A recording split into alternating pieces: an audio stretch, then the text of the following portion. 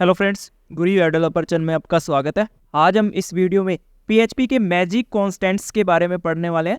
तो चलिए शुरू करते हैं। सबसे पहले बता देता हूँ कि मैजिक कॉन्स्टेंट्स क्या है। मैजिक कॉन्स्टेंट्स कुछ वेरिएबल्स हैं जो प्री डिफाइन है PHP में, और इनका जो यूज़ है या अपने कह सकते हैं इनका जो वर्क है वो पहले से ही फिक्स कर रखा है कि इसके अंदर आपको कौन सा डेटा मिलने वाला है। बट ये आप पे डिपेंड करता है कि इसको आप यूज़ कहाँ कर रहे हो। ये जहाँ आप यूज़ कर रहे हो उस अकॉर्डिंग ये आपको आउटपुट देने वाले हैं। इनकी वैल्यू को आप चेंज नहीं कर सकते। सबसे पहले बात करते हैं क्लास, जो मैजिक कांस्टेंट है ये आपको स्क्रीन पे यहाँ दिख रहा होगा, क्लास कांस्टेंट। इसका क्या यूज़ है? इसका यूज़ है अगर आपने कोई क्लास बना रखी है, आने वाले ट्यूटोरियल्स में अपने देखेंगे कि क्लास किस प्रकार बनती है, बट आप अभी इस क्लास जो कांस्टेंट है उसके बारे में सिर्फ ध्यान रखिए कि क्या ये आउटपुट देने वाले हैं। अगर आपने एक क्लास बना रखी है, उस क्लास में अगर आप एको करवाते हो इस वेरिएबल को, जो underscore underscore class underscore underscore, ये जो वेरिएबल है इसका अगर आप एको करवा के देखोगे तो ये आपको क्या आउटपुट देंगे? ये देंगे आप जिस क्लास के अंदर इस वेरिएबल को यूज़ कर रहे हो उस क्लास का आपको नाम रिटर्न करेंगे या आपको शो करवा देंगे। उसी प्रकार अपने पास आता है underscore underscore dir underscore underscore. इसका जो यूज़ है, इसका यूज़ ये है अगर आपने इसको जिस फाइल के अंदर लिखा हो और एको करवा के देख रही हो, उस फाइल का डायरेक्टरी पाथ बता देगा कि आपका जो ये फाइल है वो कौन से फोल्डर के अंदर पड़ा है। अगर वो भी किसी और सब फोल्डर के अंदर है वो भी बता देगा। तो ये एक पूरा इसका पाथ बता देगा कि आपका जो फाइल है वो कौन से फोल्डर में है और वो जो फोल्डर है वो कौन से फोल्डर में है। ये आपका पूरा कंप्लीट आपको पाथ मिलेगा। इसी प्रकार अपने पास एक फंक्शन आता है जो फंक्शन कांस्टेंट है। इसका क्या यूज़ है?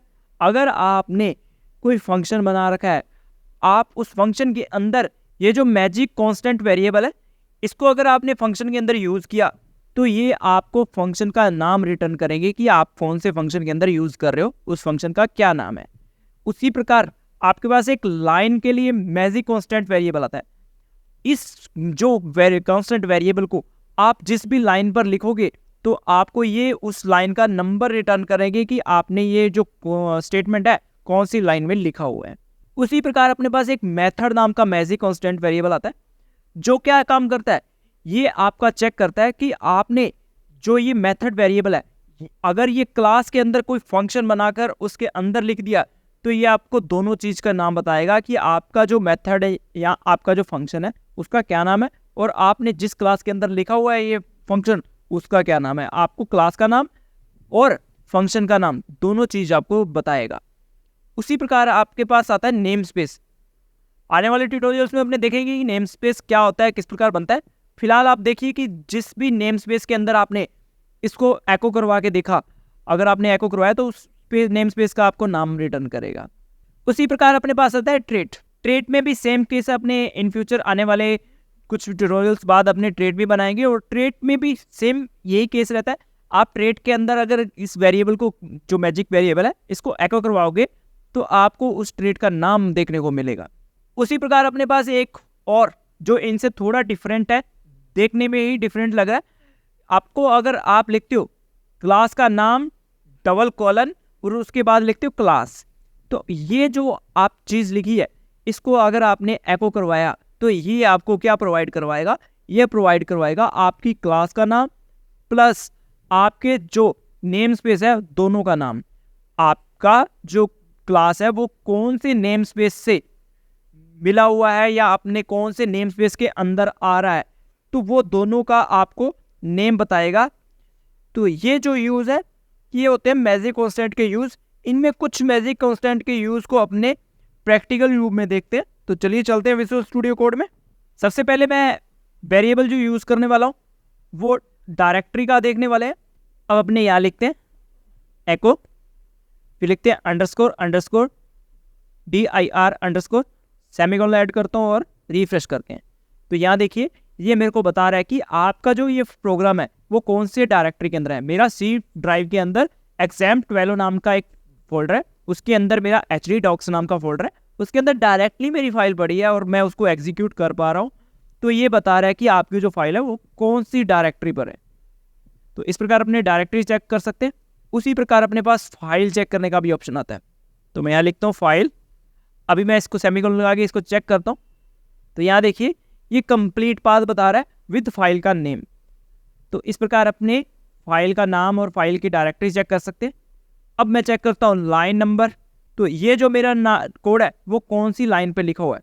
यहाँ देखिए मेरे को 15 आंसर मिल रहा है। तो मैं यहाँ चेक करता हूँ, यहाँ देखिए 15 नंबर पर मेरी जो ये लाइन है वो लिखी हुई है। अगर मैं यहाँ इसको स्पेस कम कर देता हूँ तो ये 14 नंबर लाइन पे आ चुका है। और अभी चेक करते हैं यहाँ आउटपुट अपने को क्या मिल रहा है। तो ये अपने को बता रहा है कि ये जो कोड है ये 14 नंबर पे लिखा हुआ है। तो इस प्रकार अपने चेक कर सकते हैं। अभी जल्दी से क्लास और फंक्शन का चेक कर लेते हैं। आपके रह जाएंगे मेथड और ट्रेट। ये आने वाले जब अपने मेथड और ट्रेट इनको अपने सीख लेंगे तो अपने इनको यूज़ कर पाएंगे। तो अभी अपने एक बार के लिए क्लास एक डिफाइन कर देता हूँ और उसको अपने चेक करते हैं। तो यहाँ लिखता हूँ क्लास कीवर्ड, इसके आगे मैं क्लास का नाम लिखता हूँ माई नेम क्लास, ऐसा कुछ मैंने एक वेब क्लास का नाम लिखा है। इसका एरिया स्टार्ट कर देता हूँ। इसके अंदर मैं एक फंक्शन भी बना देता हूँ और इस फंक्शन का मैं नाम देता हूँ हेलो फन, ठीक है। और इसका एरिया स्टार्ट कर देता हूँ। इसके अंदर मैं एको करवा रहा हूँ। इसके अंदर मैं एको किसको करवा रहा हूँ, सबसे पहले मैं अंडरस्कोर क्लास को मैं करवाऊंगा। और इस क्लास का मेरे को ऑब्जेक्ट बनाना होगा। ये आपको आने वाले ट्यूटोरियल्स में समझ आ जाएगा कि किस प्रकार ये क्लास बन रही है, वर्क हो रहा है और ऑब्जेक्ट बन रहे हैं। आप डायरेक्ट इसको देखो कि ये किस प्रकार अपने क्लास के नेम को रिटर्न करेगा, सिर्फ आप इतना ही समझो। तो मैं यहाँ एक वेरिएबल ओबीजे नाम से लेता हूँ, न्यू कीवर्ड लगाऊंगा और माई क्लास नेम या नेम क्लास ऐसा कुछ लिखता हूँ और ये मेरा ऑब्जेक्ट बन चुका है। अब मेरे को इस फंक्शन को कॉल करना है। तो मैं लिखता हूँ ओबीजे और इसके अंदर मैं किसको कॉल करने वाला हूँ, माई फन हेलो फन को। मैं यहाँ हेलो फन को कॉल कर देता हूँ। अभी एक बार मैं चेक कर लेता हूँ कि ये मेरा वर्क कर रहा है। मैं रिफ्रेश करता हूँ तो यहाँ देखिए मेरे को क्लास का नेम इसने रिटर्न किया। क्या नाम रिटर्न किया, माई नेम क्लास। इसी प्रकार अगर मैं मेथड यहाँ लिखता हूँ इसके अंदर तो ये क्लास का नेम प्लस मेथड दोनों चीज़ें अपने को या फंक्शन का नेम दोनों अपने को प्रोवाइड करवाएगा। तो मैं ये लिखता हूँ मेथड। अभी चेक करते हैं तो यहाँ देखिए क्लास का नाम प्लस फंक्शन का नाम दोनों आपको रिटर्न किए जा रहे हैं। अब मैं इसको क्या करता हूँ, ये क्लास को रिमूव कर देता हूँ। जो मैंने ये क्लास बना रखी है इसकी मुझे ज़रूरत नहीं है। मैंने ये जो ऑब्जेक्ट बनाया इसको भी मैं रिमूव कर देता हूँ और यहाँ जो ये ऑब्जेक्ट का रेफरेंस दिया था इसको भी रिमूव करता हूँ। अभी ये जो है अभी अपने देखते क्या आउटपुट दे रहा है। अभी ये अपने को आउटपुट दे रहा है हेलो फन। मेथड कौन सा है, ये फंक्शन है। अगर यहाँ मैं लिखता हूँ फंक्शन तो ये मेरे को फंक्शन का नाम बताएगा जो कि सेम ही रहने वाला है। देखिए वही आंसर आ रहा है। तो ये थे कुछ मैजिक कॉन्स्टेंट। इसी प्रकार अपने ट्रेड के आता है तो वो अपने यूज़ कर पाएंगे जब अपने को ट्रेड बनानी आएगी। तो आने वाले ट्यूटोरियल्स में अपने जल्दी से जल्दी इनको कवर करेंगे। ठीक है गाइस, मिलते हैं नेक्स्ट ट्यूटोरियल्स में। Bye bye.